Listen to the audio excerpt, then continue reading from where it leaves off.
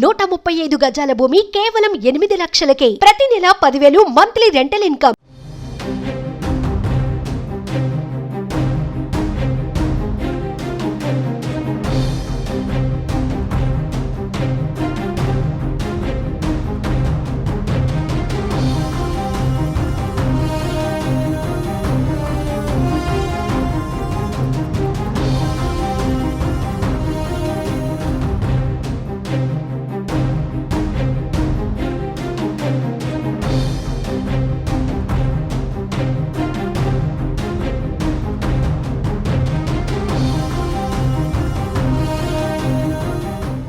AP మాజీ CM YS Jagan హైకోర్టును ఆశ్రయించారు. తనకు ప్రాణహాని ఉందంటూ సెక్యూరిటీ కల్పించాలని హైకోర్టులో పిటిషన్ దాఖలు చేశారు.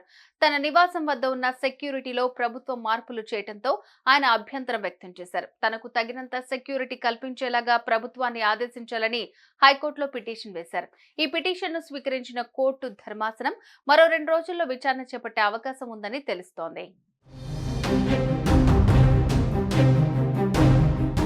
గతంలో తనకున్న సెక్యూరిటీని కొనసాగించేలాగా కోర్టు ఆదేశాలు జారీ చేయాలని వైఎస్ జగన్ పిటిషన్లో కోరారు.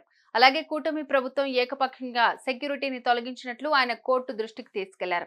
అలాగే తనకున్న ప్రాణహాని అంశాన్ని పరిశీలించకుండా ప్రభుత్వం ఏకపక్షంగా వ్యవహరించిందని తెలిపారు. తనకు కేటాయించిన బుల్లెట్ ప్రూఫ్ వాహనం కూడా సరిగ్గా లేదని పిటిషన్లో పేర్కొన్నారు జగన్.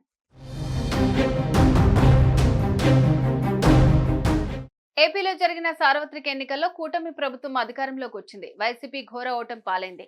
దీంతో కూటమి ప్రభుత్వం ఏర్పడింది. సీఎంగా చంద్రబాబు, డిప్యూటీ సీఎంగా పవన్ కళ్యాణ్ పాలన కొనసాగిస్తున్నారు.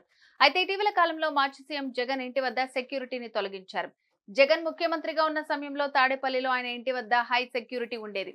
జగన్ ఇంటికి వెళ్లే దారిలో ఉన్న హైడ్రాలిక్ బోలార్డ్స్, టైర్ కిల్లర్స్ తో పాటు చెక్ పోస్టులు ఉండేవి. దాదాపు 310 మంది రక్షణలో జగన్ ఉండేవారని ప్రభుత్వం చెబుతోంది. అయితే పాలన మారడంతో పోలీసు అధికారులు సంచలన నిర్ణయం తీసుకున్నారు.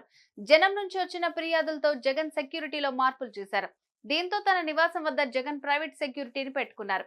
ఈ పరిణామాలపై ఆగ్రహం వ్యక్తం చేసిన జగన్ తన ఇంటి వద్ద సెక్యూరిటీ తగ్గించడాన్ని హైకోర్టులో సవాల్ చేశారు.